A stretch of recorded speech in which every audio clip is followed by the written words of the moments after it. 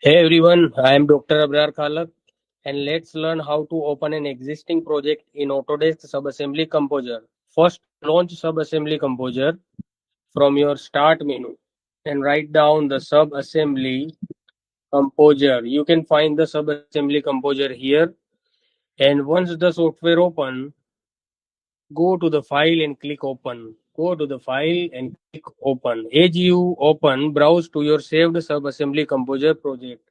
Select the file and click open. Your custom subassembly include its geometry, parameters, and workflow will be loaded and ready for editing.